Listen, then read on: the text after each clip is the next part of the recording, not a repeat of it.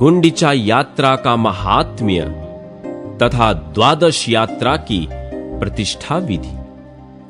ब्रह्मा जी कहते हैं, मुनियों, भगवान श्री कृष्ण बलभद्र और सुभद्रा ये रथ पर विराजमान होकर जब गुंडिचा मंडप की यात्रा करते हैं, उस समय जिन्हें उनका दर्शन प्राप्त होता है तथा जो लोग 1 सप्ताह तक उक्त मंडप में विराजमान श्री कृष्ण बलभद्र और सुभद्रा की झांकी करते हैं, वे विष्णु लोक में जाते हैं। मुनियों ने पूछा, जगतपते, इस यात्रा का आरंभ किसने किया तथा उसमें सम्मिलित होने वाले मनुष्यों को क्या फल मिलता है? ब्रह्मा जी बोले, ब्राह्मणों, पूर्व काल में राजा इंद्रद्युम्न ने भगवान से प्रार्थना की कि मेरे सरोवर के तट पर 1 सप्ताह के लिए आपकी यात्रा हो। श्री भगवान बोले, राजन, तुम्हारे सरोवर के तट पर 7 दिनों के लिए मेरी यात्रा होगी। वह यात्रा गुंडिचा नाम से विख्यात और समस्त अभिलषित फलों को देने वाली होगी। जो लोग वहां मंडप में स्थित होने पर मेरी बलराम जी की और सुभद्रा की एकाग्र चित्त से श्रद्धा पूर्वक पूजा करेंगे तथा जो ब्राह्मण, क्षत्रिय, वैश्य, स्त्री और शूद्र पुष्प, गंध, धूप, दीप, नैवेद्य, भांति भांति के उपहार, नमस्कार, परिक्रमा, जय जयकार, स्तोत्र, गीत तथा मनोहर वाद्यों के द्वारा आराधना करेंगे, उन्हें मेरी कृपा से कोई भी मनोरथ दुर्लभ नहीं रहेगा। यों कहकर भगवान वहीं अंतर्धान हो गए और वे महाराज इंद्रद्युम्न कृतकृत्य हो गए। अतः सब प्रकार से प्रयत्न करके गुंडिचा मंडप में समस्त अभिलाषित वस्तुओं को देने वाले भगवान पुरुषोत्तम का दर्शन करना चाहिए। वहां पुरुषोत्तम का दर्शन करके स्त्री या पुरुष जिन जिन भोगों को चाहें उन्हें प्राप्त कर सकते हैं। मुनियों ने पूछा, भगवान, गुंडिचा की एक एक यात्रा का पृथक पृथक क्या फल है? उसे करने से नर या नारी को कौन सा फल मिलता है? ब्रह्मा जी बोले, ब्राह्मणों, सुनो, मैं प्रत्येक यात्रा का फल बताता हूं। गुंडिचा में प्रबोधिनी एकादशी के दिन, फाल्गुन की पूर्णिमा को तथा विश्वयोग में विधि पूर्वक यात्रा करके श्री कृष्ण, बलराम और सुभद्रा का दर्शन करने से मनुष्य वैकुंठ धाम में जाता है। क्षेत्रों में श्रेष्ठ पुरुषोत्तम तीर्थ बड़ा ही पवित्र, रमणीय, मनुष्यों को भोग और मोक्ष का दाता तथा सब जीवों को सुख पहुंचाने वाला है। जो जितेंद्रिय स्त्री या पुरुष ज्येष्ठ मास में वहां शास्त्रोक्त विधि के अनुसार 12 यात्राएं करके एकाग्र चित्त से उनकी प्रतिष्ठा करता है और उस समय धन खर्च करने में कृपणता नहीं करता, वह भांति भांति के भोगों का उपभोग करके अंत में मोक्ष पद को प्राप्त होता है। मुनियों ने कहा, देव, जगतपते, हम आपके मुंह से द्वादश यात्रा की प्रतिष्ठा की विधि, पूजन, दान और फल सुनना चाहते हैं। ब्रह्मा जी बोले, ब्राह्मणों, जब 12 यात्राएं पूरी हो जाएं, तब विधि पूर्वक उनकी प्रतिष्ठा करे। वह सब पापों का नाश करने वाली है। ज्येष्ठ मास के शुक्ल पक्ष में एकादशी तिथि को एकाग्र चित्त से किसी पवित्र जलाशय पर जाकर आचमन करे और इंद्रिय संयम पूर्वक पवित्र भाव से सब तीर्थों का आवाहन करके भगवान नारायण का ध्यान करते हुए विधिवत स्नान करें। ऋषियों ने स्नान कर्म में जिसके लिए जैसी विधि बतलाई है, उसको उसी विधि से स्नान कराना चाहिए। स्नान के पश्चात नाम, गोत्र और विधि का ज्ञाता पुरुष शास्त्रोक्त विधि से देवताओं, ऋषियों, पितरों तथा अन्य जीवों का तर्पण करे। फिर जल से निकलकर 2 स्वच्छ वस्त्र पहने और विधि पूर्वक आचमन करके 108 बार गायत्री मंत्र का मानसिक जप करे। गायत्री सब वेदों की माता, संपूर्ण पापों को दूर करने वाली तथा परम पवित्र है। इसके सिवा अन्यान्य सूर्य संबंधी मंत्रों का भी श्रद्धा पूर्वक जप करना चाहिए। तत्पश्चात 3 बार परिक्रमा करके सूर्य देव को प्रणाम करें। ब्राह्मण, क्षत्रिय और वैश्य इन तीनों वर्णों का स्नान और जप वैदिक विधि के अनुसार बताया गया है, किंतु स्त्री और शूद्रों के स्नान और जप में वैदिक विधि का निषेध है। इसके बाद मौन होकर घर में जाए और हाथ पैर धोकर विधिवत आचमन करके श्री पुरुषोत्तम की पूजा करे। पहले भगवान को घी से स्नान कराएं, फिर दूध से, उसके बाद मधु, गंध और जल से, फिर तीर्थ के चंदन और जल से स्नान कराएं। तदनंतर भक्ति पूर्वक 2 उत्तम वस्त्र पहनाएं। फिर चंदन, अगर, कपूर और केसर भगवान के अंगों में लगाएं। पुनः पराभक्ति के साथ कमल से तथा विष्णु देवता संबंधी मल्लिका आदि अन्य पुष्पों से श्री पुरुषोत्तम की पूजा करें। भोग और मोक्ष के दाता जगदीश्वर श्री हरि की इस प्रकार पूजा करके उनके समक्ष अगर, गूगल तथा अन्य सुगंधित पदार्थों के साथ धूप जलाए। अपनी शक्ति के अनुसार घी से दीपक जलाकर रखें। घी अथवा तिल के तेल से अन्य 12 दीपक जलाकर रखें। नैवेद्य के रूप में खीर, पुआ, पूड़ी, बड़ा लड्डू, खांड और फल का निवेदन करें। इस प्रकार पंचोपचार से श्री पुरुषोत्तम का पूजन करके ओम नमः पुरुषोत्तमाय इस मंत्र का 108 बार जप करें। इसके बाद भक्ति पूर्वक भगवान पुरुषोत्तम से इस प्रकार प्रार्थना करें। भक्तों को अभय प्रदान करने वाले सर्वलोकेश्वर पुरुषोत्तम, आपको नमस्कार है।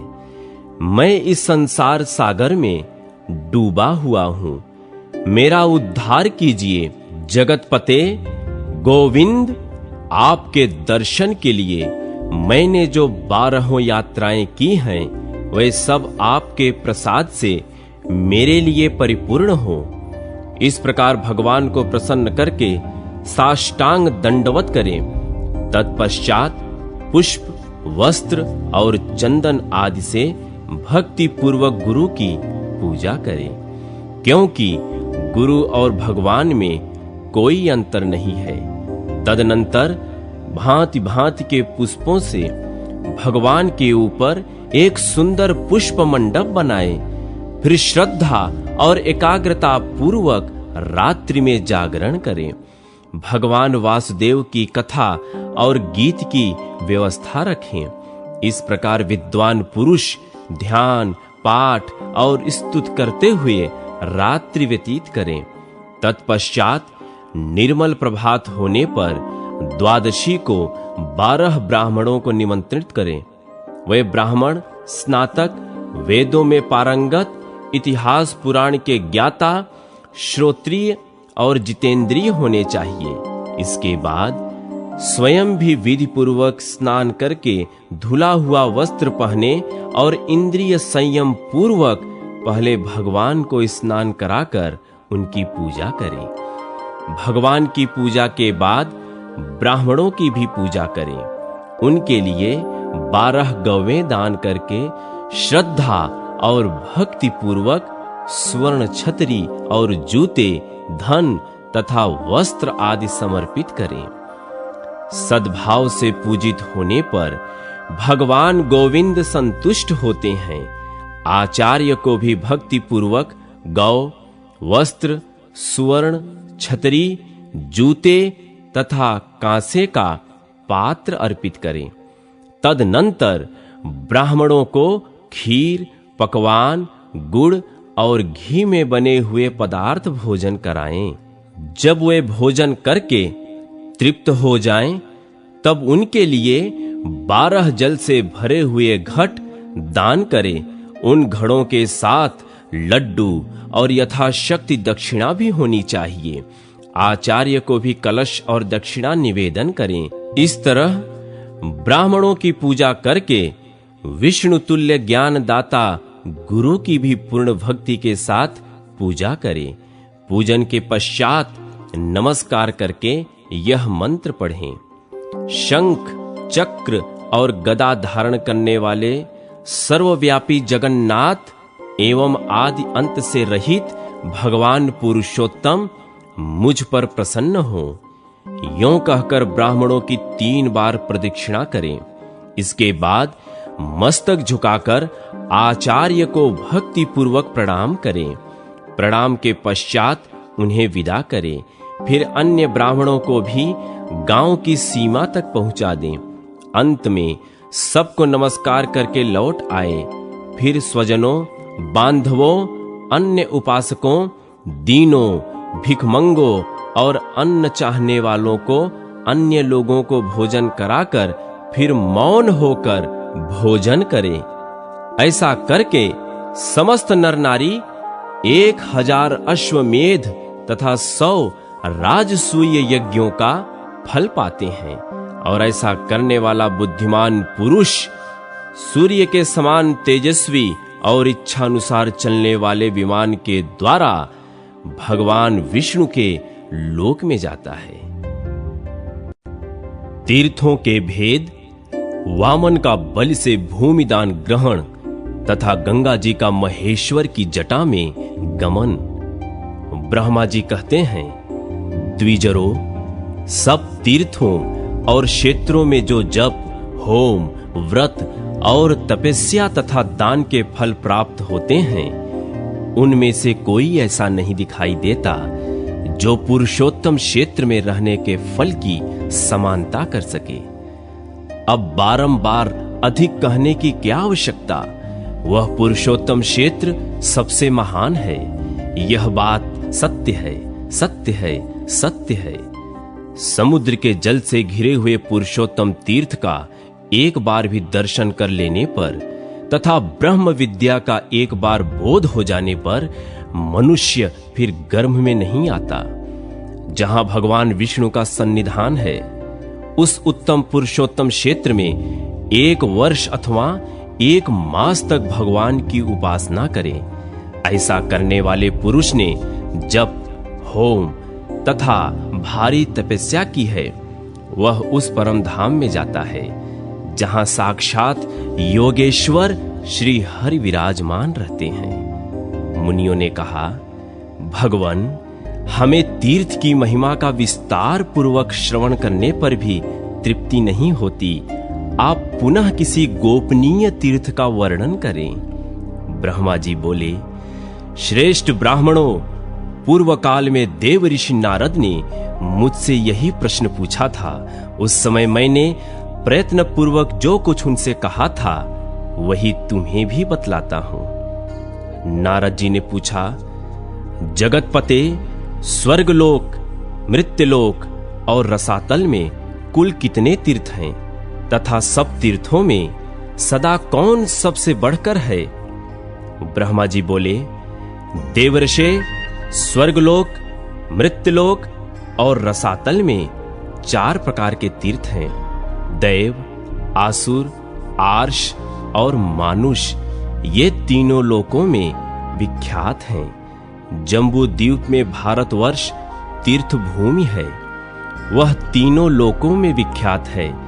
बेटा, वह कर्म भूमि है, इसलिए उसे तीर्थ कहते हैं। पहले मैंने तुम्हें जो बताए हैं वे सब तीर्थ भारतवर्ष में ही हैं। हिमालय और विंध्य पर्वत के बीच में 6 ऐसी नदियां हैं जिनका प्राकट्य ब्रह्मा, विष्णु, तथा शिव इन देवताओं से हुआ है। इस प्रकार दक्षिण समुद्र तथा विंध्य पर्वत के बीच में भी 6 देव संभव नदियां हैं। ये 12 नदियां प्रधान रूप से बतलाई गई हैं। गोदावरी, भीमरथी, तुंगभद्रा, कृष्णवेणी, तापी और पयोष्णी ये विंध्य पर्वत के दक्षिण की नदियां हैं। भागीरथी, नर्मदा, यमुना, सरस्वती, विशोका और वितस्ता ये विंध्याचल और हिमालय पर्वत से संबंध रखने वाली नदियां हैं। इन पुण्यमयी नदियों को देव तीर्थ बताया गया है। गए, कोल्लासुर, व्रत, त्रिपुर, अंधक, हयमूर्धा, लवण, नमुचि, श्रृंगक, यम, पाताल केतु, मय तथा पुष्कर इनके द्वारा आवृत तीर्थ आसुर कहलाते हैं। प्रभास, भार्गव, अगस्ती, नर नारायण, वशिष्ठ, भरद्वाज, गौतम और कश्यप इन ऋषिमुनियों द्वारा सेवित तीर्थ ऋषि तीर्थ हैं। अम्बरीश, हरिश्चंद्र, मानधाता, मनु, कुरु, कनखल, भद्राश्व, सगर, अश्यूप, नचिकेता, वृषाकपि तथा अरिंदम आदि मानवों द्वारा निर्मित तीर्थ मानुष कहलाते हैं। ये सब यश तथा उत्तम फल की सिद्धि के लिए निर्मित हुए हैं। तीनों लोकों में कहीं भी जो स्वतः प्रकट और दैव तीर्थ हैं उन्हें पुण्य तीर्थ कहा गया है। इस प्रकार मैंने तीर्थ भेद बतलाए हैं। महादैत्य राजा बलि देवताओं के अजय शत्रु हुए। उन्होंने धर्म, यश, प्रजापालन, गुरु भक्ति, सत्य भाषण, बल, पराक्रम, त्याग और क्षमा के द्वारा वह सम्मान प्राप्त किया जिसकी तीनों लोकों में कहीं उपमा नहीं है। उनकी बढ़ती हुई समृद्धि देखकर देवताओं को बड़ी चिंता हुई। वे आपस में सलाह करने लगे कि हम बलि को कैसे जीतें। राजा बलि के शासन काल में तीनों लोक निष्कटक थे। कहीं पर भी आदि व्याधि अथवा शत्रुओं की बाधा नहीं थी। अनावृष्टि और अधर्म का तो नाम भी नहीं था। स्वप्न में भी किसी को दुष्ट पुरुष का दर्शन नहीं होता था। देवताओं को उनकी उन्नति बाण की तरह चुभती थी। बल की कीर्ति रूपी तलवार से वे टुकड़े टुकड़े हो जाते थे तथा उनके शासन रूपी शक्ति से देवताओं के समस्त अंग विदीर्ण हो रहे थे। अतः उन्हें कभी शांति नहीं मिलती थी। देवता उनसे द्वेष करने लगे, उनके यश रूपी अग्नि से जलने लगे। अतः वे व्याकुल होकर भगवान विष्णु की शरण में गए। देवता बोले, शंख, चक्र और गदा धारण करने वाले जगन्नाथ, हम पीड़ित हैं। हमारी सत्ता छिन गई है। आप हमारी ही रक्षा के लिए अस्त्र शस्त्र धारण करते हैं। आप जैसे स्वामी के होते हुए हम पर ऐसा दुख आ पड़ा है। हमारी जो वाणी आपको प्रणाम करती थी वही एक दैत्य को कैसे नमस्कार करेगी। सुरेश्वर, आपके ऐश्वर्य से पुष्ट हो अपनी ही पराक्रम से तीनों लोकों को जीतकर हम स्थिर होंगे। दैत्य को कैसे नमस्कार करें। देवताओं का यह वचन सुनकर दैत्यों का संहार करने वाले भगवान ने देव कार्य की सिद्धि के लिए इस प्रकार कहा। श्री भगवान बोले, देवताओं, बलि मेरा भक्त है। उसे देवता और असुर कोई भी नहीं मार सकते। जैसे तुम लोग मेरे द्वारा पालन पोषण के योग्य हो वैसे बलि भी है। मैं बिना युद्ध के ही स्वर्ग में बलि का राज्य छीन लूंगा और बलि को बांधकर तुम्हारा राज्य तुम्हें लौटा दूंगा। ब्रह्मा जी कहते हैं, बहुत अच्छा कहकर देवता स्वर्ग में चले गए। इधर देवताओं के स्वामी भगवान विष्णु ने आदित्य के गर्भ में प्रवेश किया। उनके जन्म के समय अनेक प्रकार के उत्सव होने लगे। यज्ञेश्वर यज्ञ पुरुष स्वयं ही वामन रूप में अवतीर्ण हुए। इसी समय बलवानों में श्रेष्ठ बलि ने अश्वमेध यज्ञ की दीक्षा ली। प्रधान प्रधान ऋषि तथा वेद वेदांगों के ज्ञाता पुरोहित शुक्राचार्य ने उस यज्ञ का आरंभ कराया। स्वयं शुक्र ही यज्ञ के आचार्य थे। उस यज्ञ में हविष्य का भाग लेने के लिए जब सब देवता निकट आए, दान दो, भोजन करो, सबका सत्कार करो, पूर्ण हो गया, पूर्ण हो गया इत्यादि शब्द यज्ञ मंडप में गूंजने लगे। उसी समय विचित्र कुंडल धारण किए साम गान करते हुए वामन जी धीरे धीरे यज्ञशाला में आए। आने पर वे यज्ञ की प्रशंसा करने लगे। शुक्राचार्य ने उन्हें देखते ही समझ लिया कि ये ब्राह्मण रूपधारी वामन देवता वास्तव में दैत्यों के विनाशक, यज्ञ और तपस्या के फल देने वाले और राक्षस कुल का संहार करने वाले साक्षात विष्णु हैं। बलवानों में श्रेष्ठ महातेजस्वी राजा बलि क्षत्रिय धर्म के अनुसार विजयी होकर भक्ति पूर्वक धन का दान करते हुए अपनी पत्नी के साथ यज्ञ की दीक्षा लेकर बैठे थे और हविष्य का हवन करते हुए यज्ञ पुरुष का ध्यान कर रहे थे। शुक्राचार्य जी ने वामन जी को पहचान कर तुरंत ही राजा बलि से कहा, राजन, ये जो बौने शरीर वाले ब्राह्मण तुम्हारे यज्ञ में आए हैं वे वास्तव में ब्राह्मण नहीं हैं, यज्ञ वाहन यज्ञेश्वर विष्णु हैं। प्रभु, इसमें तनिक संदेह नहीं कि ये देवताओं का हित करने के लिए बालक रूप धारण कर तुमसे कुछ याचना करने आए हैं। अतः पहले मुझसे सलाह लेकर ही पीछे इन्हें कुछ दे देना चाहिए। यह सुनकर शत्रु विजयी बलि ने अपने पुरोहित शुक्राचार्य से कहा, मैं धन्य हूं जिसके घर पर साक्षात यज्ञेश्वर मूर्तिमान होकर पधारते और कुछ याचना करते हैं। अब इसमें सलाह लेने के योग्य कौन सी बात रह जाती है। यों कहकर पत्नी और पुरोहित शुक्राचार्य के साथ राजा बलि उस स्थान पर आए जहां अदिति नंदन वामन जी विराजमान थे। राजा ने हाथ जोड़कर पूछा, भगवान, बताइए आप क्या चाहते हैं। तब वामन जी ने कहा, महाराज, केवल 3 पग भूमि दे दीजिए और किसी धन की मुझे क्या आवश्यकता। बहुत अच्छा कहकर राजा बलि ने रत्न जटित कलश से जल लिया और वामन जी को भूमि संकल्प करके दे दी। सभी महर्षि और शुक्राचार्य चुपचाप देखते रहे। वामन जी ने धीरे से कहा, राजन, स्वस्थ आप सुखी रहें, मुझे मेरी नापी हुई 3 पग भूमि दे दीजिए। बलि ने तथास्तु कहकर ज्यों ही वामन जी की ओर देखा, वे विराट रूप हो गए। चंद्रमा और सूर्य उनकी छाती के समान आ गए। उन्हें इस रूप में देखकर स्त्री सहित दैत्यराज बलि ने विनय पूर्वक कहा, जगन्मय विष्णु, आप अपनी शक्ति भर पैर बढ़ाइए। विष्णु बोले, दैत्यराज, देखो मैं पैर बढ़ाता हूं। बलि ने कहा, बढ़ाइए, अवश्य बढ़ाइए। तब भगवान ने पृथ्वी के नीचे स्थित कच्छप की पीठ पर पैर रखकर पहला पग बलि के यज्ञ में रखा, किंतु उनका दूसरा पग ब्रह्मलोक तक जा पहुंचा। उस समय उन्होंने बलि से कहा, दैत्यराज, मेरा तीसरा पग रखने के लिए तो स्थान ही नहीं है, कहां रखूं, स्थान दो। यह सुनकर बलि ने हंसते हुए कहा, जगन्मय देवेश्वर, आपने ही तो जगत की सृष्टि की है, मैं तो इसका सृष्टा नहीं हूं।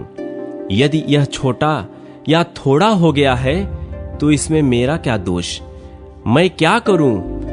केशव, फिर भी मैं कभी असत्य नहीं बोलता, अतः मेरे सत्य की रक्षा करते हुए आप अपना तीसरा पग मेरी पीठ पर ही रखिए। बलि का यह वचन सुनकर वे दत्त्रीय रूप से देव पूजित भगवान प्रसन्न होकर बोले, दैत्यराज, मैं तुम्हारी भक्ति से बहुत प्रसन्न हूं, तुम्हारा कल्याण हो, कोई वर मांगो। तब बलि ने जगत के स्वामी भगवान त्रिविक्रम से कहा, अब मैं आपसे यही याचना करूंगा। तब भगवान ने स्वयं ही प्रसन्न होकर उन्हें मनोवांछित वर दिया। वर्तमान समय में रसातल का राज्य, भविष्य में इंद्र पद, स्वतंत्रता तथा अविनाशी यश आदि प्रदान किए। इस प्रकार दैत्यराज बलि को यह सब कुछ देकर भगवान ने उन्हें पुत्र और पत्नी सहित रसातल में भेज दिया और इंद्र को देवताओं का राज्य अर्पित किया। इसी बीच में उनका जो दूसरा पग मेरे लोक में पहुंचा था, उसे देखकर मैंने जो सोचा, यह मेरे जन्मदाता भगवान विष्णु का चरण है, जो सौभाग्यवश मेरे घर पर आ पहुंचा है। इसके लिए मैं क्या करूं जिससे मेरा कल्याण हो? मेरे पास जो यह श्रेष्ठ कमल कुंडल है, इसमें भगवान शंकर का दिया हुआ पवित्र जल है। यह जल उत्तम वरदायक, शांतिकारक, शुभद, भोग और मोक्ष का दाता, विश्व के लिए मात्र रूप, अमृतमय, पवित्र औषध, पावन, पूज्य, ज्येष्ठ, श्रेष्ठ, गुणमय तथा स्मरण मात्र से लोकों को पवित्र करने वाला है। यह जल मैं अपने पिता को अर्घ्य रूप से अर्पित करूंगा। यह सोचकर मैंने वह जल भगवान के चरणों में अर्घ्य रूप से चढ़ा दिया। वह मंत्र युक्त अर्घ्य जल भगवान विष्णु के चरणों में गिरकर मेरु पर्वत पर पड़ा और चारों भागों में बंटकर पूर्व, दक्षिण, पश्चिम तथा उत्तर दिशा में पृथ्वी पर जा पहुंचा। दक्षिण में गिरे हुए जल को भगवान शंकर ने जटाओं में रख लिया। पश्चिम में जो जल गिरा वह फिर कमंडल में ही चला आया। उत्तर में गिरे हुए जल को भगवान विष्णु ने ग्रहण किया तथा पूर्व में जो जल गिरा उसे देवताओं, पितरों और लोकपालों ने ग्रहण किया। अतः वह जल अत्यंत श्रेष्ठ कहा जाता है। भगवान विष्णु के चरणों से निकलकर दक्षिण दिशा में गया हुआ जल, जो भगवान शंकर की जटा में स्थित हुआ, पर्व के समय शुभोदय करने वाला है। उसके प्रभाव का स्मरण करने से समस्त अभिलषित वस्तुओं की प्राप्ति होती है।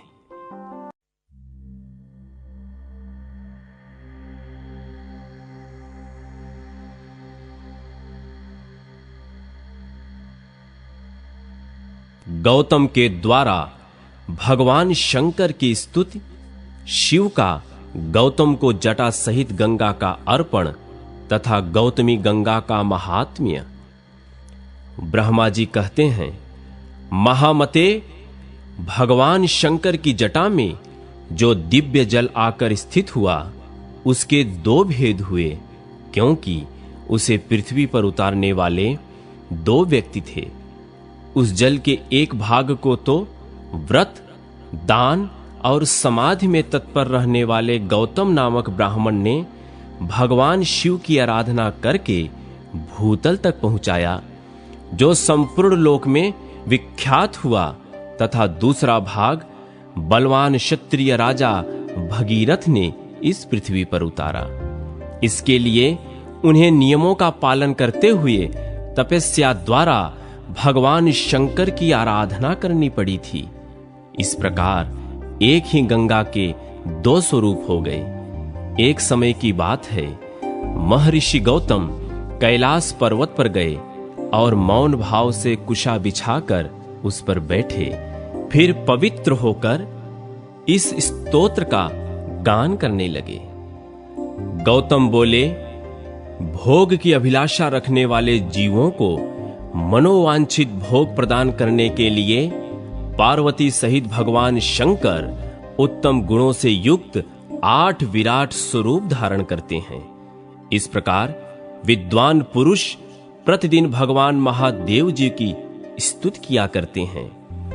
महेश्वर का जो पृथ्वीमय शरीर है, वह अपने विषयों द्वारा सुख पहुंचाने समस्त चराचर जगत का भरण पोषण करने, उसकी संपत्ति बढ़ाने तथा सबका अभ्युदय करने के लिए है। शांतिमय शरीर वाले भगवान शिव ने जगत की सृष्टि, पालन और संहार करने के लिए पृथ्वी के आधारभूत जल का स्वरूप धारण किया है।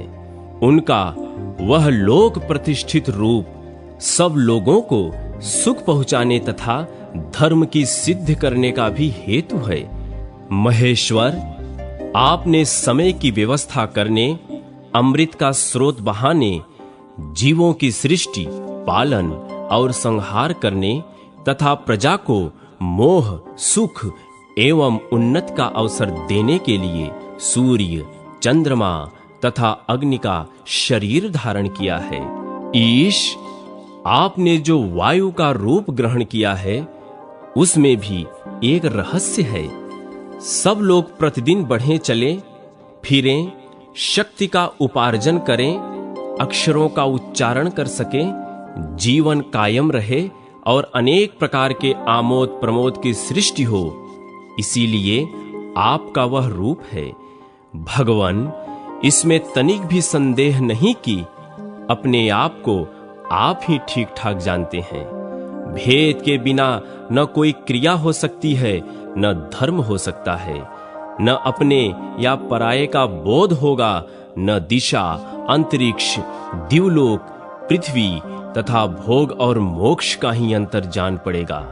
अतः महेश्वर, आपने यह आकाश रूप ग्रहण किया है। धर्म की व्यवस्था करने का निश्चय करके आपने ऋग्वेद, सामवेद, यजुर्वेद, उनकी शाखाओं और शास्त्रों का विभाग किया है तथा लोक में भी इसी उद्देश्य से गाथाओं, स्मृतियों और पुराणों का प्रसार किया है। ये सब शब्द स्वरूप ही हैं। शंभो, यजमान, यज्ञ, यज्ञों के साधन, ऋत्विक, यज्ञ का स्थान, फल, देश और काल, ये सब आप ही हैं। आप ही परमार्थ तत्व हैं। विद्वान पुरुष आपके शरीर को यज्ञांगमय बतलाते हैं। केवल वाग्य विलास करने से क्या लाभ? कर्ता, दाता, प्रतिनिधि, दान, सर्वज्ञ, साक्षी, परम पुरुष, सबका अंतरात्मा तथा परमार्थ स्वरूप सब कुछ आप ही हैं। भगवान, वेद शास्त्र और गुरु भी आपके तत्व का भली भांति उपदेश नहीं कर सके हैं। निश्चय ही आप तक बुद्धि आदि की पहुंच नहीं है। आप अजन्मा, अप्रमेय और शिव शब्द से वाच्य हैं। आप ही सत्य हैं। आपको नमस्कार है। किसी समय भगवान शिव ने अपनी प्रकृति को इस भाव से देखा कि यह मेरी संपत्ति है। उसी समय वह एक से अनेक हो गए, विश्व रूप में प्रकट हो गए। वास्तव में उनका प्रभाव अतर्क है और अचिंत्य है। भगवान शिव की प्रिया शिवा देवी भी नित्य हैं। भगवान शंकर में उनका भाव, हार्दिक अनुराग पूर्ण रूप से बढ़ा हुआ है। वह इस भव अर्थात संसार की उत्पत्ति में स्वयं कारण हैं तथा सर्व कारण महेश्वर के आश्रित हैं।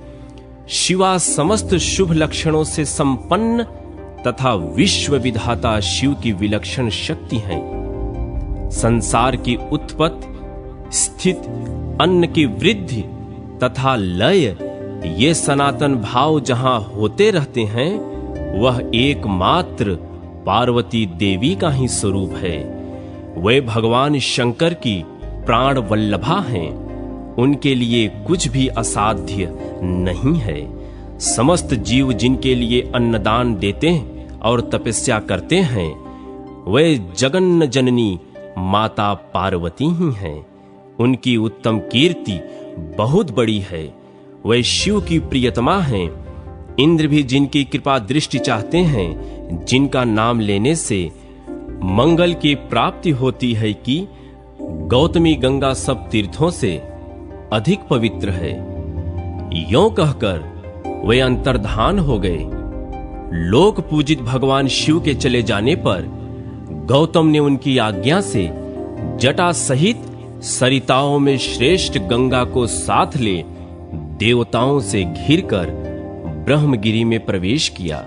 उस समय महाभाग महर्षि ब्राह्मण तथा क्षत्रिय भी आनंद मग्न होकर जय जयकार करते हुए ब्रह्म ऋषि गौतम की प्रशंसा करने लगे।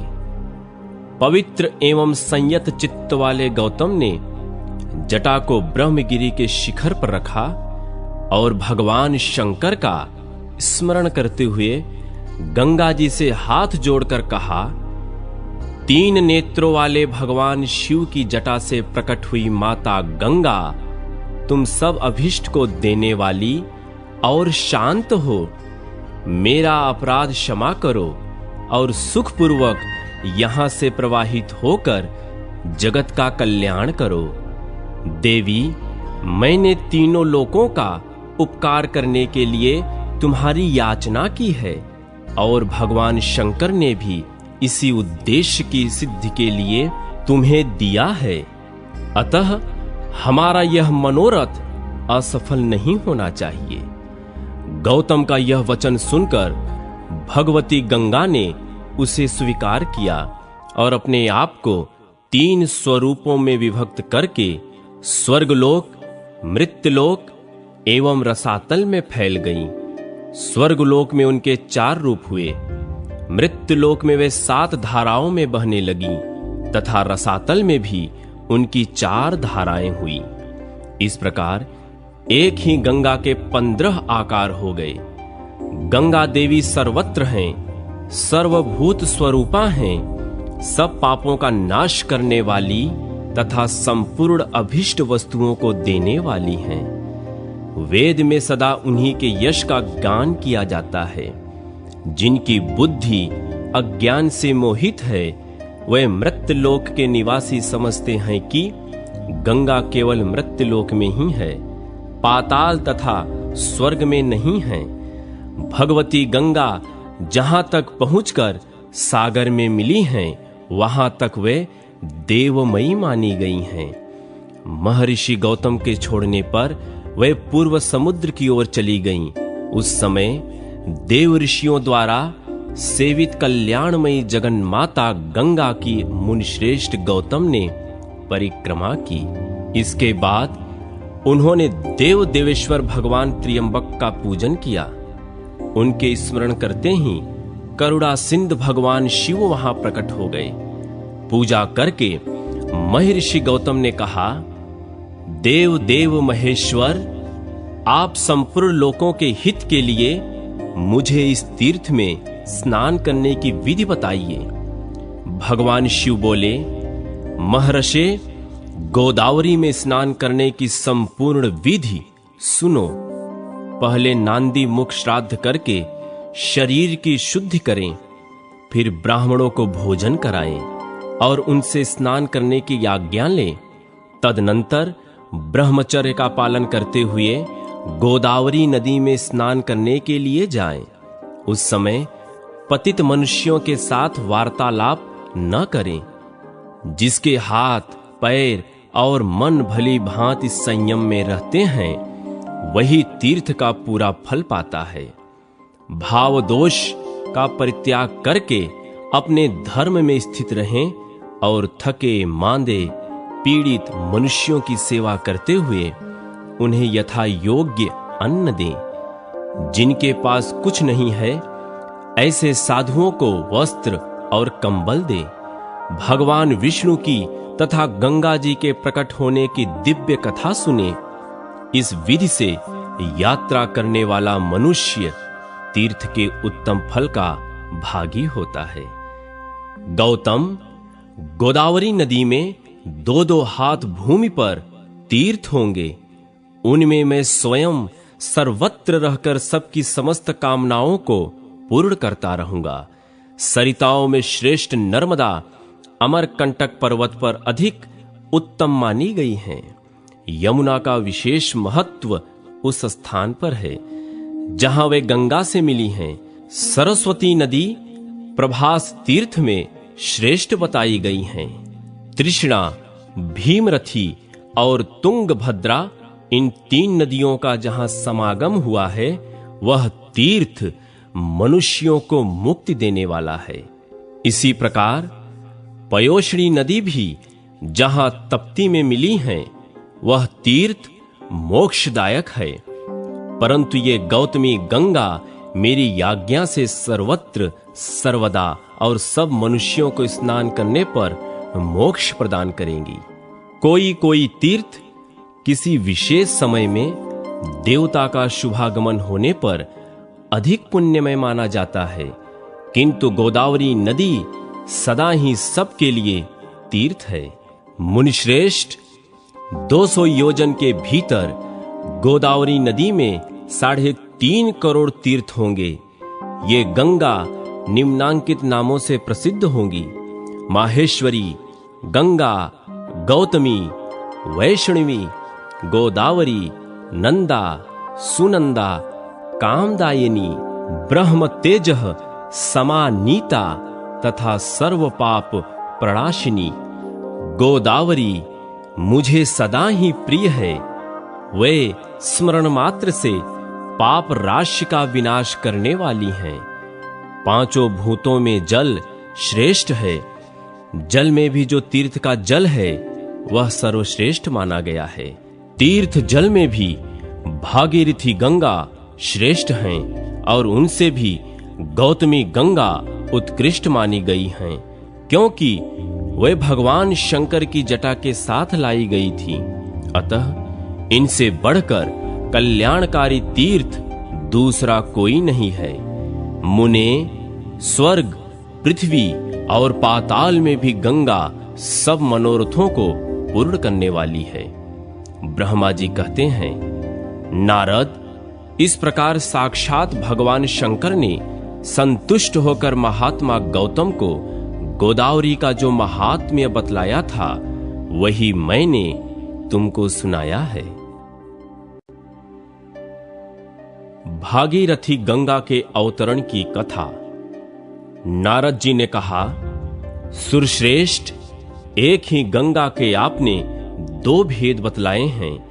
एक तो वह है जो गौतम नामक ब्राह्मण के द्वारा लाया गया, और दूसरा अंश भगवान शंकर की जटा में ही रह गया, जिसे क्षत्रिय राजा भगीरथ ले आए। अतः उसी का प्रसंग मुझे सुनाइए। ब्रह्मा जी बोले, देवर्षे, वैवस्वत मनु के वंश में राजा इक्ष्वाक के कुल में सगर नाम के एक अत्यंत धार्मिक राजा हो गए हैं। वह यज्ञ करते, दान देते और सदा धार्मिक आचार विचार से रहते थे। उनके 2 पत्नियां थीं। वे दोनों ही पतिभक्ति परायणा थीं, किंतु उनमें से किसी को भी संतान नहीं हुई। इसलिए राजा के मन में बड़ी चिंता थी। एक दिन उन्होंने महर्षि वशिष्ठ को अपने घर बुलाया और विधि पूर्वक उनकी पूजा करके पूछा, किस उपाय से मुझे संतान होगी। उनकी यह बात सुनकर महर्षि वशिष्ठ ने कुछ काल तक ध्यान किया। उसके बाद राजा से कहा, राजन, तुम पत्नी सहित सदा ऋषि महर्षियों का सेवन करते रहो। यों कहकर महर्षि वशिष्ठ अपने आश्रम को चले गए। एक समय की बात है, राजश्री सगर के घर पर एक तपस्वी महात्मा पधारे। राजा ने उन महर्षि का पूजन किया। इससे संतुष्ट होकर वे बोले, महाभाग, वर मांगो।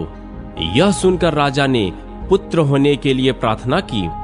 मुनि बोले, तुम्हारी एक पत्नी के गर्भ से एक ही पुत्र होगा, किंतु वह वंशधर होगा, और दूसरी स्त्री के गर्भ से 60,000 पुत्र उत्पन्न होंगे।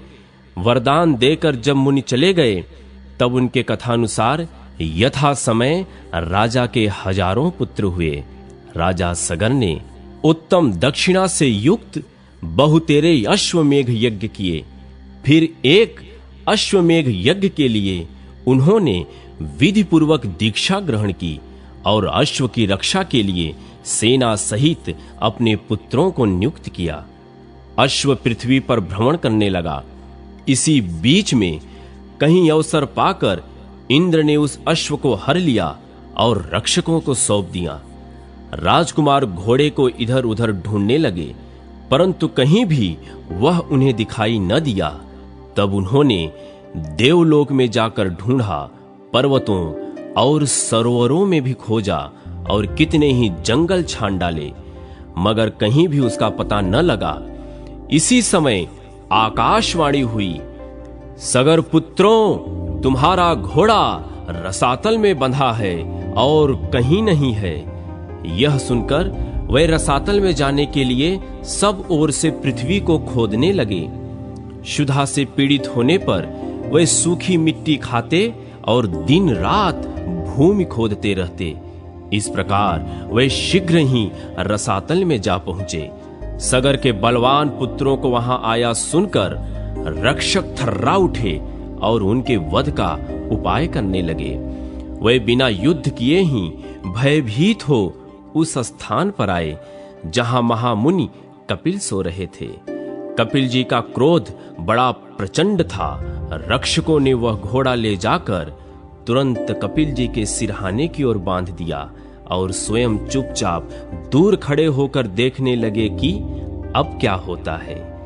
इतने में ही सगर के पुत्र रसातल में घुसकर देखते हैं कि घोड़ा बंधा है और पास ही कोई पुरुष सो रहा है।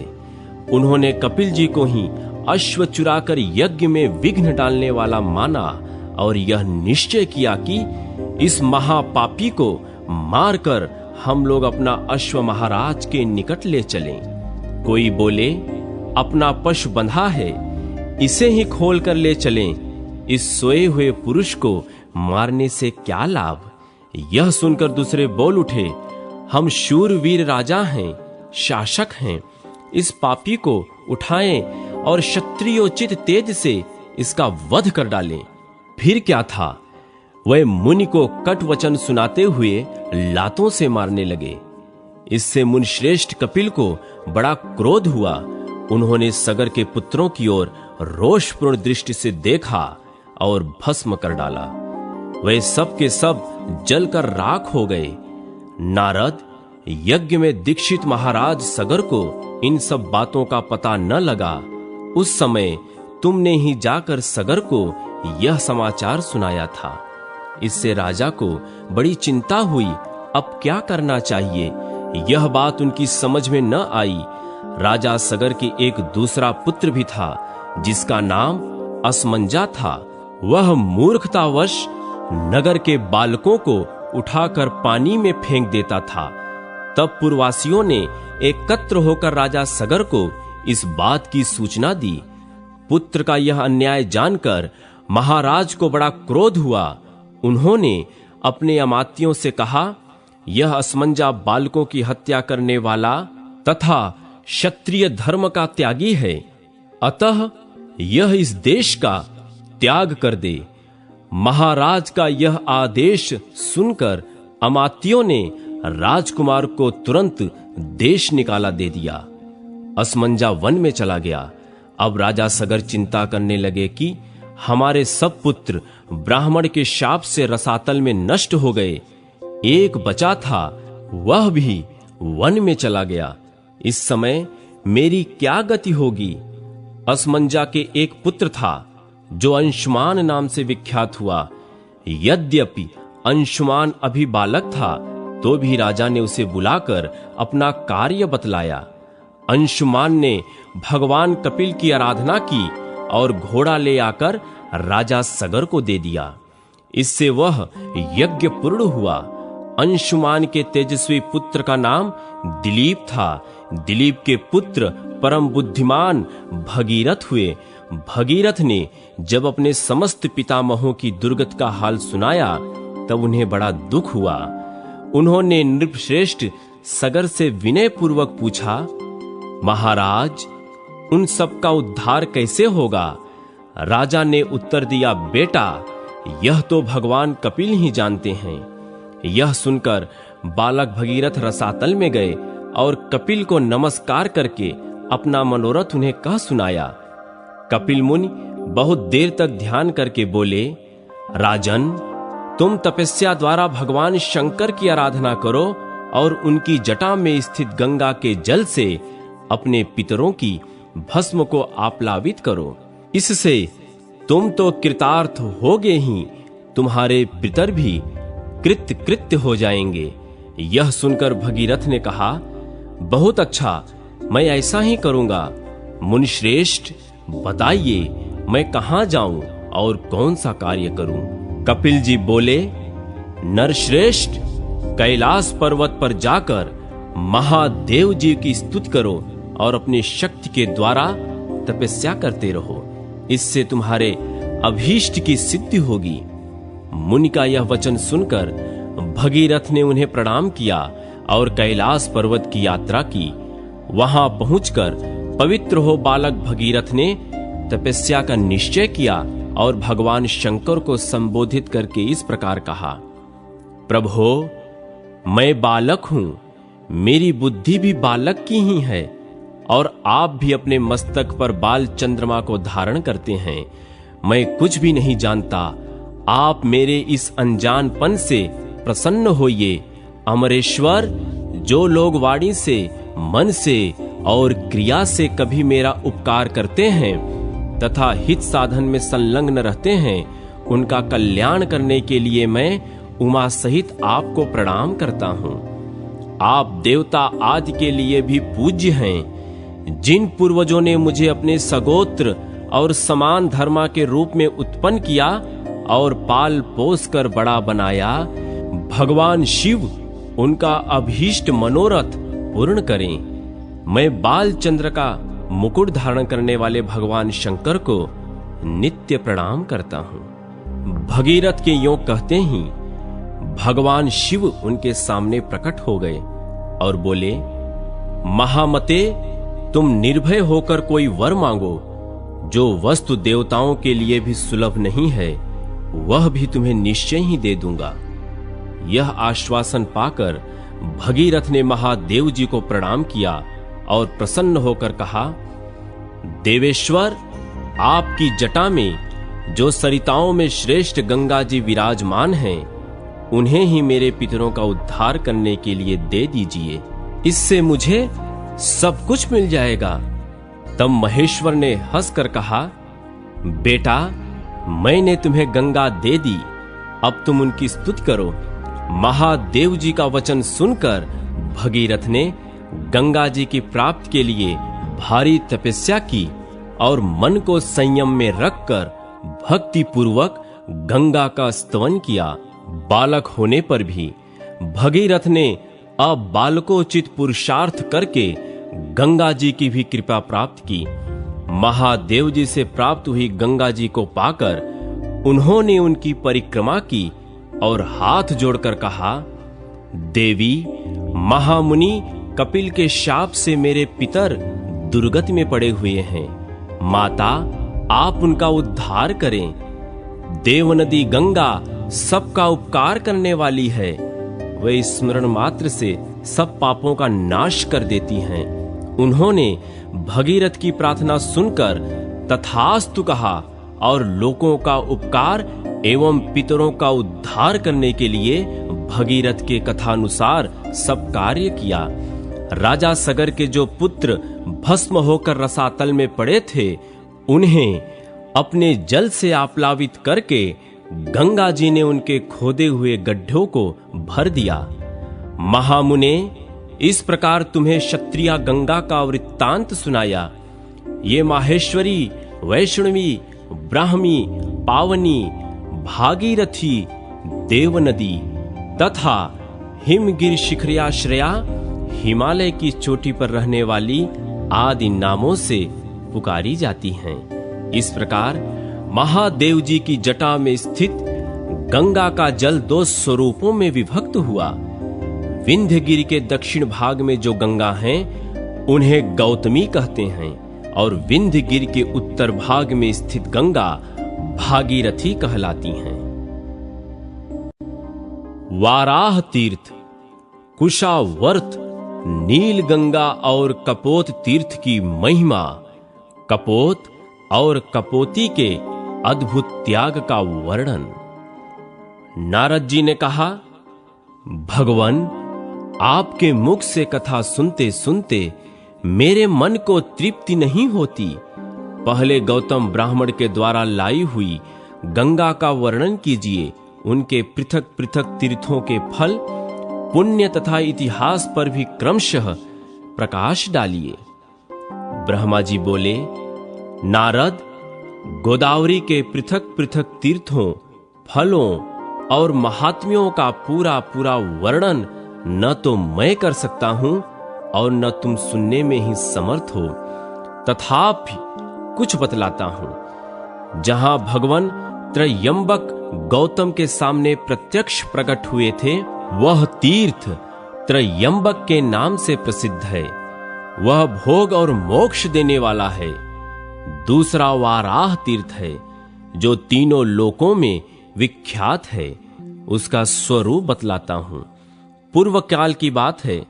सिंधुसेन नामक राक्षस देवताओं को परास्त करके यज्ञ छीनकर रसातल में जा पहुंचा। यज्ञ के रसातल चले जाने पर पृथ्वी पर उसका सर्वथा अभाव हो गया। देवताओं ने सोचा, यज्ञ के बिना न तो यह लोक रह जाएगा और न ही परलोक। अतः अपने शत्रु के पीछे उन्होंने रसातल में भी धावा किया, परंतु इंद्र आदि देवता सिंधुसेन को जीत न सके। तब उन्होंने पुराण पुरुष भगवान विष्णु के पास जाकर यज्ञापहरण आदि राक्षस की सब करतूत कह सुनाई। भगवान ने उन्हें सांत्वना देते हुए कहा, मैं वाराह रूप धारण करके शंख, चक्र और गदा हाथ में ले रसातल में जाऊंगा और मुख्य मुख्य राक्षसों का संहार करके पुण्यमय यज्ञ को लौटा लाऊंगा।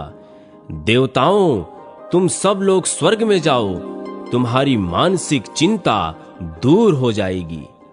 गंगा जी जिस मार्ग से रसातल में गई थीं, उसी मार्ग से पृथ्वी को छेद कर चक्रधारी भगवान भी रसातल में जा पहुंचे। उन्होंने वाराह रूप धारण करके रसातलवासी राक्षसों और दानवों का वध किया तथा महायज्ञ को मुख में रखकर रसातल से निकल आए। उस समय देवता ब्रह्मगिरि पर श्री हरि की प्रतीक्षा करते थे। उस मार्ग से निकलकर भगवान गंगा स्रोत में आए और रक्त से लथपथ अपने अंगों को गंगा जी के जल से धोया। उस स्थान पर वाराह नामक कुंड हो गया। इसके बाद भगवान ने मुंह में रखे हुए महायज्ञ को दे दिया। इस प्रकार उनके मुख से यज्ञ का प्रादुर्भाव हुआ। इसलिए वाराह तीर्थ परम पवित्र और संपूर्ण अभिलषित वस्तुओं को देने वाला है। वहां किया हुआ स्नान और दान सब यज्ञों का फल देता है। जो पुण्यात्मा पुरुष वहां रहकर अपने पितरों का स्मरण करता है, उसके पितर सब पापों से मुक्त हो स्वर्ग में चले जाते हैं। त्रयंबक में एक कुशावर्त नामक तीर्थ है।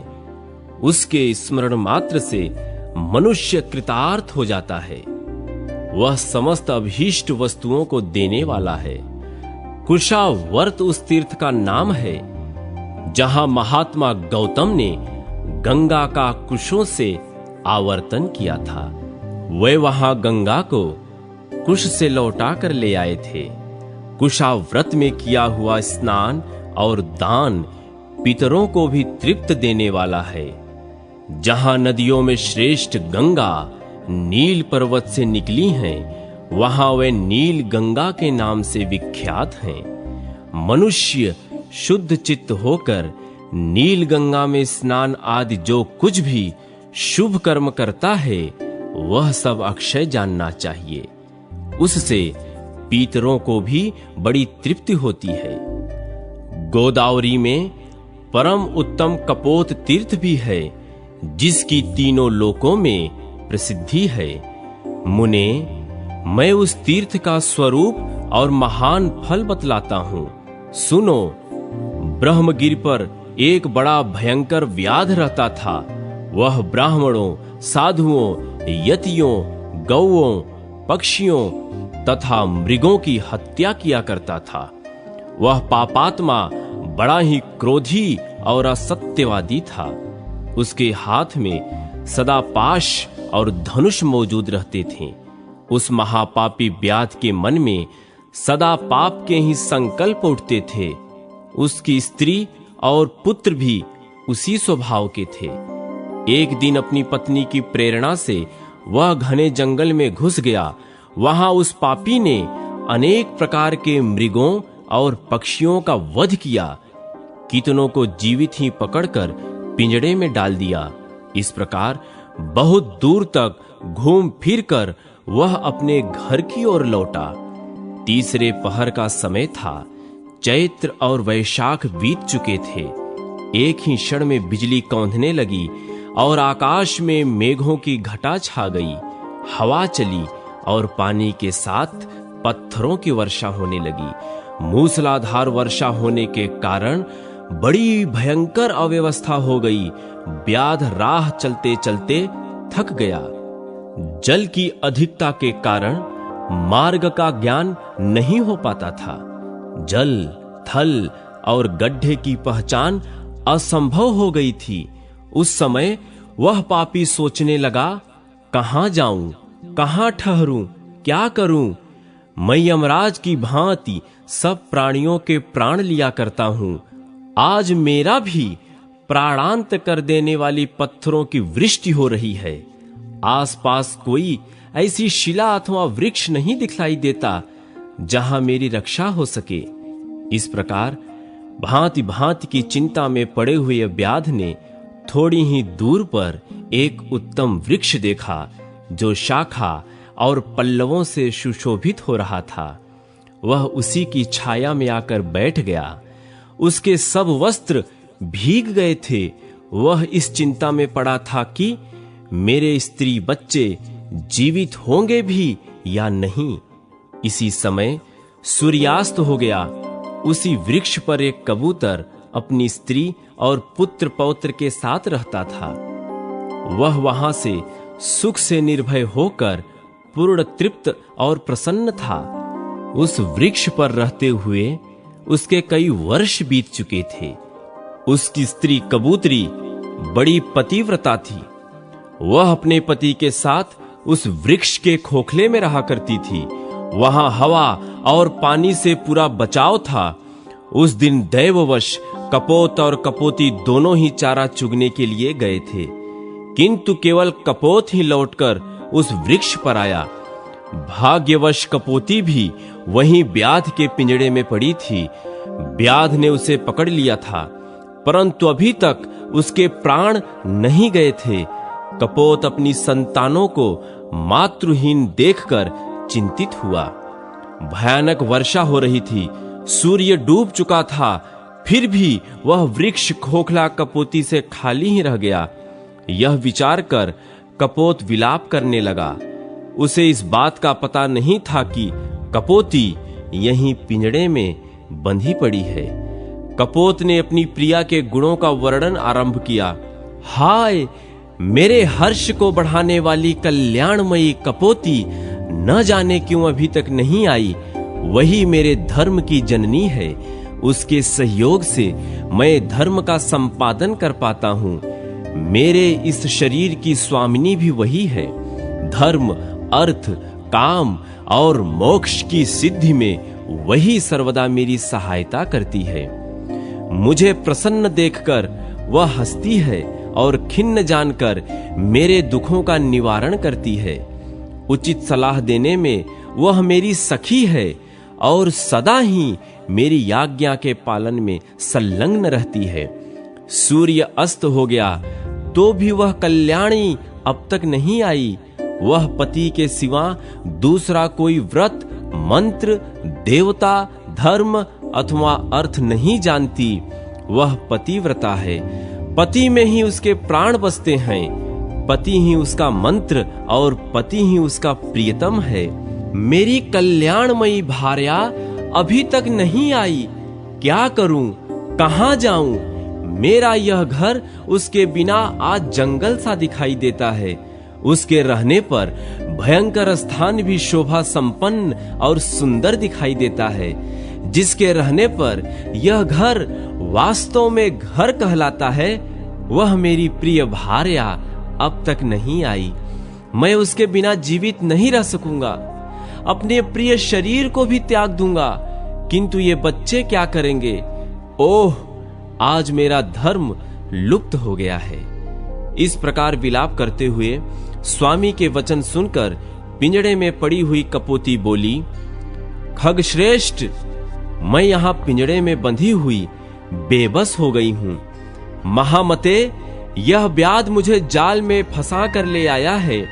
आज मैं धन्य हूं और अनुग्रहित हूं, क्योंकि पतिदेव मेरे गुणों का वखान करते हैं। मुझ में जो गुण हैं और जो नहीं हैं, उन सब का मेरे पतिदेव गान कर रहे हैं। इससे मैं निसंदेह कृतार्थ हो गई। पति के संतुष्ट होने पर स्त्रियों पर संपूर्ण देवता संतुष्ट हो जाते हैं। इसके विपरीत यदि पति असंतुष्ट हो तो स्त्रियों का अवश्य नाश हो जाता है। प्राणनाथ, तुम ही मेरे देवता, तुम ही प्रभु, तुम ही सहृदय, तुम ही शरण, तुम ही व्रत, तुम ही स्वर्ग, तुम ही परम ब्रह्म और तुम ही मोक्ष हो। आर्य, मेरे लिए चिंता न करो, अपनी बुद्धि को धर्म में स्थिर करो। तुम्हारी कृपा से मैंने बहुतेरे भोग लिए हैं। अपनी प्रिया कपोती का यह वचन सुनकर कपोत उस वृक्ष से उतर आया और पिंजड़े में पड़ी हुई कपोती के पास गया। वहां पहुंचकर उसने देखा मेरी प्रिया जीवित है और व्याध मृतक की भांति निश्चेष्ट हो रहा है। तब उसने उसे बंधन से छुड़ाने का विचार किया। कपोती ने रोकते हुए कहा, महाभाग, संसार का संबंध स्थिर रहने वाला नहीं है। ऐसा जानकर मुझे बंधन से मुक्त न करो। इसमें मुझे व्याध का कोई अपराध नहीं जान पड़ता। तुम अपनी धर्ममयी बुद्धि को दृढ़ करो। ब्राह्मणों के गुरु अग्नि है, सब वर्णों का गुरु ब्राह्मण है। स्त्रियों का गुरु उसका पति है और सब लोगों का गुरु अभ्यागत है। जो लोग अपने घर पर आए हुए अतिथि को वचनों द्वारा संतुष्ट करते हैं, उनके उन वचनों से वाणी की अधीश्वरी सरस्वती देवी तृप्त होती है। अतिथि को अन्न देने से इंद्र तृप्त होते हैं। उसके पैर धोने से पितर, उसके भोजन करने से प्रजापति, उसकी सेवा पूजा से लक्ष्मी सहित श्री विष्णु तथा उसके सुख पूर्वक शयन करने पर संपूर्ण देवता तृप्त होते हैं। अतः अतिथि सबके लिए परम पूजनीय है। यदि सूर्यास्त के बाद थका मांदा अतिथि घर पर आ जाए तो उसे देवता समझे, क्योंकि वह सब यज्ञों का फल रूप है। थके हुए अतिथि के साथ गृहस्थ के घर पर संपूर्ण देवता, पितर और अग्नि भी पधारते हैं।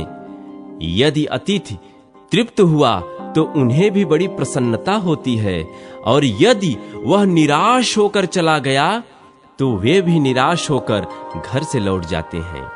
अतः प्राणनाथ, आप सर्वथा दुख छोड़कर शांति धारण कीजिए और अपनी बुद्धि को शुभ में लगाकर धर्म का संपादन कीजिए।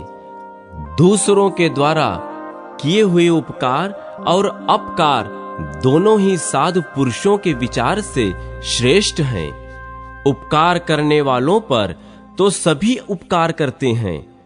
अपकार करने वालों के साथ जो अच्छा बर्ताव करे वही पुण्य का भागी बताया गया है। कपोत बोला, सुमुख, तुमने हम दोनों के योग्य ही उत्तम बात कही है, किंतु इस विषय में मुझे कुछ और भी कहना है। उसे सुनो।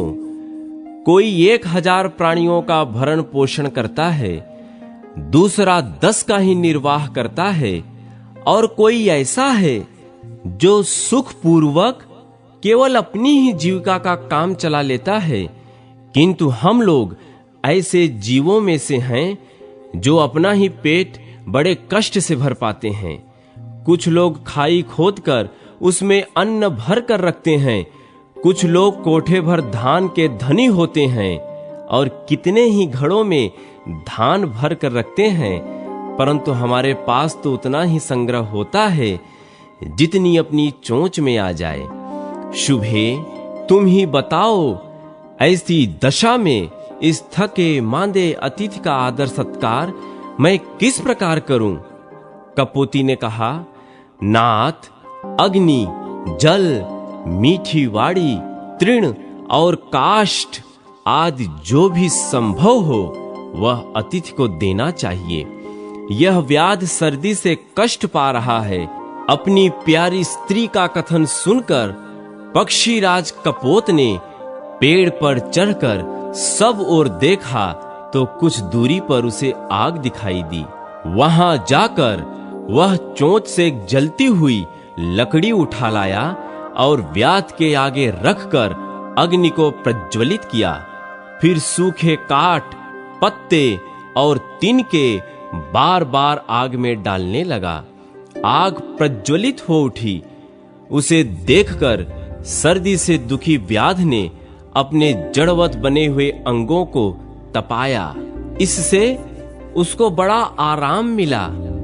कपोती ने देखा व्याध क्षुधा की आग में जल रहा है, तब उसने अपने स्वामी से कहा, महाभाग, मुझे आग में डाल दीजिए, मैं अपने शरीर से इस दुखी व्याध को तृप्त करूंगी।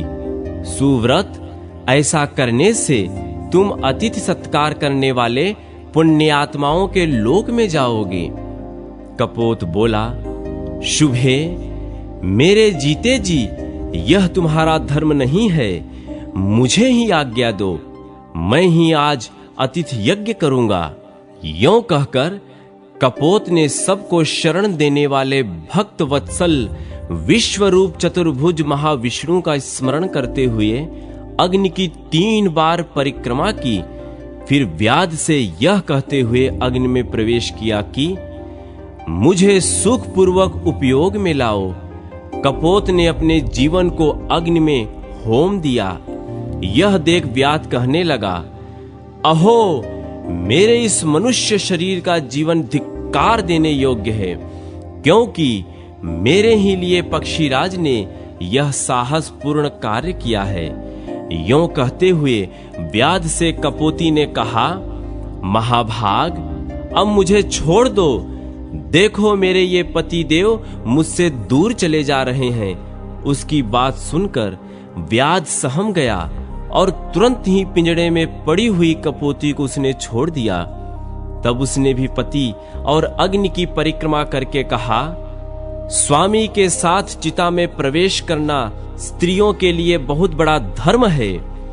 वेद में इस मार्ग का विधान है और लोक में भी सबने इसकी प्रशंसा की है। जैसे सांप पकड़ने वाला मनुष्य सांप को विल से बलपूर्वक निकाल लेता है, उसी प्रकार पति का अनुगमन करने वाली नारी पति के साथ ही स्वर्ग लोक में जाती है। यों कहकर कपोती ने पृथ्वी, देवता, गंगा तथा वनस्पतियों को नमस्कार किया और अपने बच्चों को सांत्वना देकर व्याध से कहा, महाभाग, तुम्हारी ही कृपा से मेरे लिए ऐसा शुभ अवसर प्राप्त हुआ है। मैं पति के साथ स्वर्ग लोक में जाती हूं। यों कहकर वह पतिव्रता कपोती आग में प्रवेश कर गई।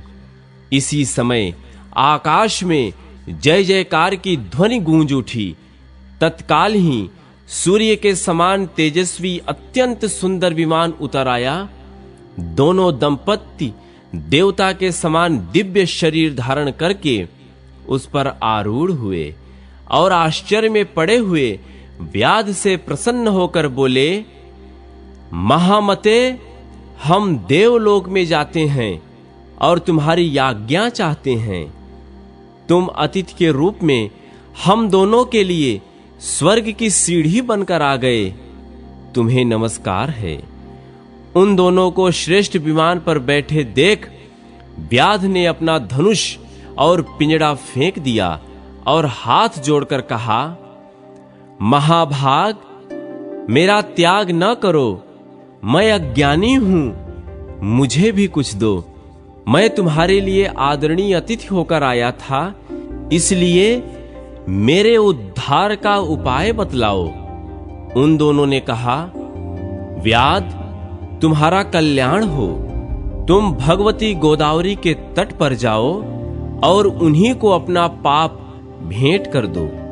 वहां 15 दिनों तक डुबकी लगाने से तुम सब पापों से मुक्त हो जाओगे।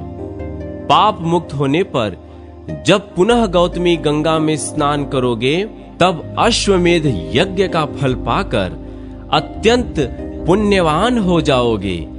नदियों में श्रेष्ठ गोदावरी ब्रह्मा, विष्णु तथा महादेव जी के अंश से प्रकट हुई हैं। उनके भीतर पुनः गोते लगाकर जब तुम अपने मलिन शरीर को त्याग दोगे, तब निश्चय ही श्रेष्ठ विमान पर आरूढ़ हो स्वर्गलोक में पहुंच जाओगे।